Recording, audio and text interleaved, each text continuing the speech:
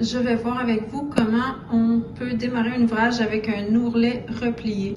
Donc ça, c'est le devant ici. Puis on voit que dans le fond, le tissu est retourné, puis fixé à l'envers. Donc ça fait comme ici une double épaisseur et une très belle finition. Et c'est quand même un montage assez élastique.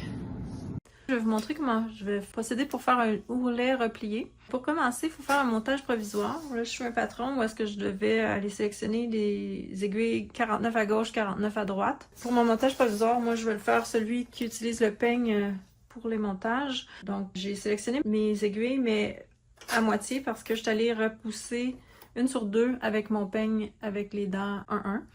Et ça fait en sorte que ma 49e à gauche n'est pas sélectionnée pour l'instant. Fait que je vais faire attention de bien aller la prendre à l'étape numéro 2. Fait que première chose, bon, j'enfile ma laine Waste Yarn dans mon chariot. Je m'assure que toutes les sélections sont sélections de tricot de base. J'ajuste ma tension à la valeur que j'ai besoin pour mon ouvrage pour cette laine-là. Donc, j'ai tricoté les aiguilles qui étaient avancées, ça veut dire une aiguille sur deux. OK, un coup que ça c'est fait, je vais aller placer mon peigne.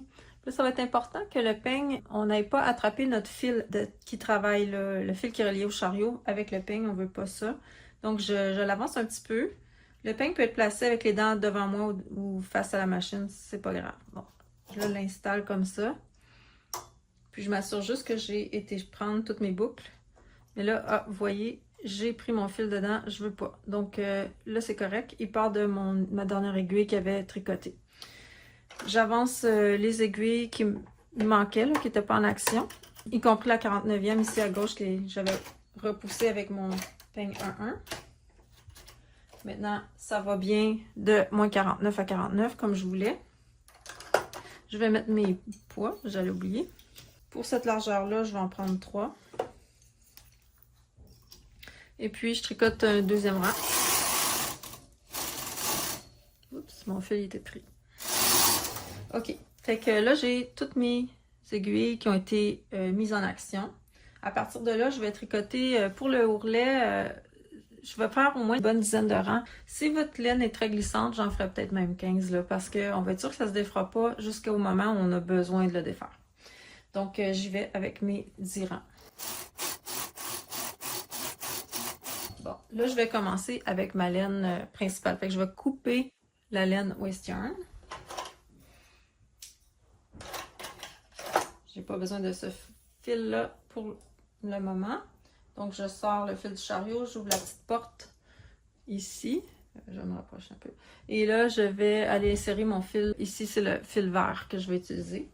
Donc là, je vais faire un premier rang à la tension que je vais utiliser pour mon jersey. Dans mon cas, ça va être la tension 5. Je fais un seul rang à la tension 5, puis le reste de l'ourlet va être fait à une tension de 1 plus faible pour que les mailles soient un petit peu plus resserrées, puis que ça soit pas trop, ça fasse pas trop un gros repli là. Donc là, j'ai fait mon premier rang à la tension principale de l'ouvrage. Je diminue de 1 ma tension. Donc là, je suis rendue à 4. Là, je vais commencer à compter mes rangs. Là, je n'avais pas activé mon compteur de rang. Je vais le faire ici. Je vais me mettre à 1 parce que dans le fond, j'ai déjà fait un premier rang. Et là, je dois faire le derrière puis le devant de l'ourlet. Donc, si on veut, par exemple, un ourlet qui a 20 rangs, bien, on va vouloir faire 40 rangs. C'est le cas ici. Donc, je n'ai déjà fait un. Et j'y vais.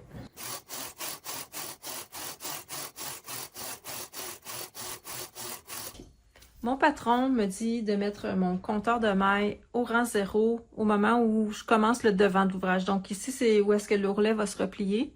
Comme je fais un ourlet de hauteur de 20 rangs, mais je vais avoir un 20 rangs en arrière que je viens de faire. Donc là, je ramène ça à 0. Puis là, les rangs de mon travail vont commencer à être comptés à partir d'ici, ce qui est le bas de l'ourlet. Donc, je fais un autre 20 rangs.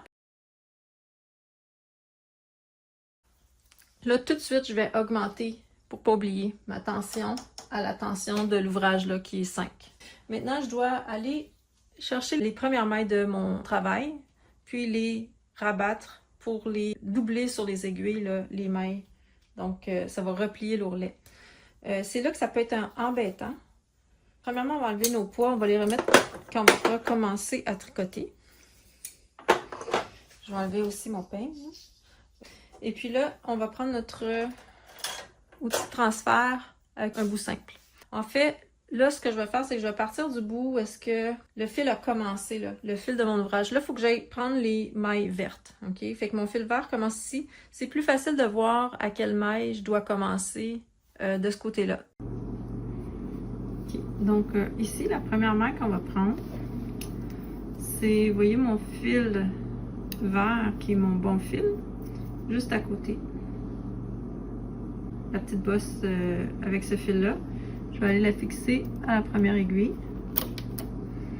Puis, je vais continuer comme ça en essayant de ne pas en manquer une seule.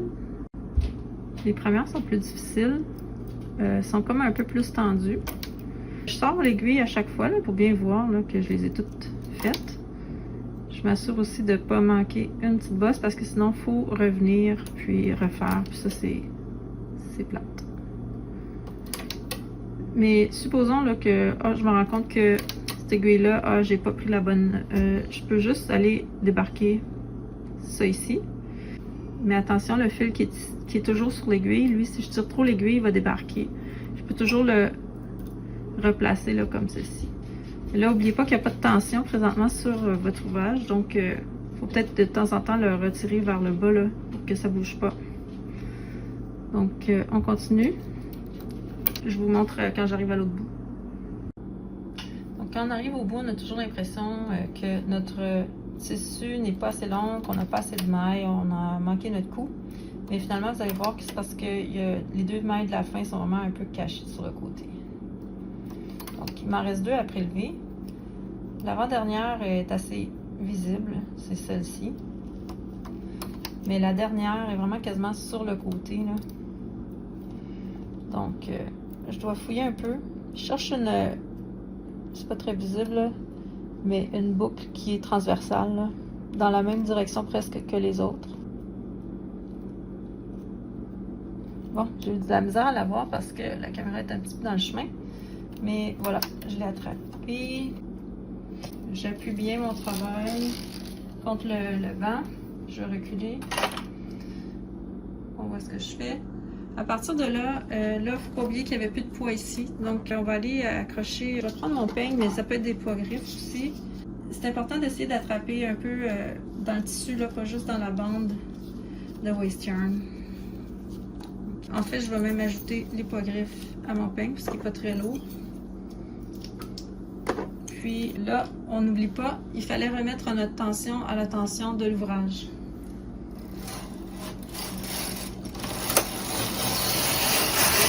Le premier rang, il va doucement, c'est un peu serré, mais là, à partir d'ici, mes mailles ont été comme tricotées ensemble sur les deux épaisseurs, donc ça a refermé mon ourlet, puis là, je continue en jersey. Quand ça va être tout terminé, on va enlever la laine blanche, là ici le waste yarn, parce que finalement ça a juste servi d'ancrage pour mes mailles. Ici on voit un échantillon un petit peu plus court, là c'était pas 20 rangs. De cette façon là ici il va y rester un petit trou. On peut le fermer avec une aiguille à tapisserie. Puis là aussi je voulais vous montrer, bon celui-ci était correct. J'avais bien attrapé toutes mes mailles, j'avais procédé de la façon que je viens de vous montrer. Mais mon premier échantillon, j'avais commencé à relever mes mailles de l'autre côté. Puis, vous vous rappelez la maille qu'on voyait pas très bien, ben je l'avais pas vue. Fait que je l'avais laissée de côté, mais là, elle flotte ici. Si ça vous arrive à la fin, quand vous arrivez au bout, vous pouvez juste faire passer votre fil par-dessus la dernière aiguille, puis mettre un poids. Là, je parle du fil du début, le fil vert du début. Puis, ça va permettre de aller le rattacher. Sauf qu'il va vous rester cette petite maille-là, puis essayez de ne pas la manquer. Il faudrait peut-être mettre une aiguille de sûreté là ici pour que ça ne se défasse pas. Puis à la fin, on pourrait aller la coudre là à l'intérieur pour ne pas la voir. Mais il faudrait la sécuriser. Sinon, ça va se défaire.